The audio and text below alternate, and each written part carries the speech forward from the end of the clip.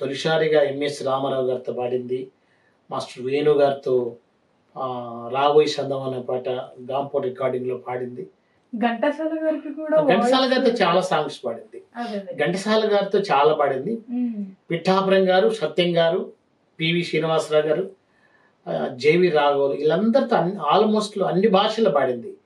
అప్పుడు మా అమ్మగారి కంటే ముందు బాలసరస్వతి దేవి ఉంది. తర్వాత జిక్కి కృష్ణవేణి గారు ఉండేవారు. తర్వాత మా అమ్మ వచ్చింది. మా అమ్మగారు వచ్చే టైంకి జిక్కి గారు, లీలా గారు ఎక్కువ కామెడీ సాంగ్స్ పాడేవారు. మా అమ్మగారు వచ్చేకల్లా కామెడీ పాటలన్నీ అమ్మకే ఇచ్చారు. ఎక్కువ కామెడీ పాటలు అమ్మే పాడేది. జిక్కి, లీలా గారు, జమునారా గారు హీరోయిన్స్కి ఎక్కువ పాడేవాళ్ళు. అలాగే అమ్మకు కంచులాగే మోగే స్వర్ణం, స్వర్ణలత ఎన్నో అవార్డులు వచ్చాయి. చాలా సాంగ్స్ అలాగా 8 భాషల్లో కొన్ని వేల పాటలు పాడింది. చాలా గ్రేట్. అంటే 7 సంవత్సరాల నుంచే ఆవిడ 7 సంవత్సరాలప్పుడు జాయిన్ అయింది. అవునవును. కానీ ఇప్పుడు అంటే మీరు 9 మంది ఉన్నారు కదా, ఎవరైనా సింగర్ ఉన్నారా మీలో? అంటే మా ఇంట్లో సింగర్స్ ఎవరు లేరు, కానీ మా చెల్లెలు ఉండేది, నా లాస్ట్ చెల్లెలు. ఆమె సినిమా సాంగ్స్ ఏం పాడలేదు, కానీ ప్రైవేట్ సాంగ్ చాలా పాడింది.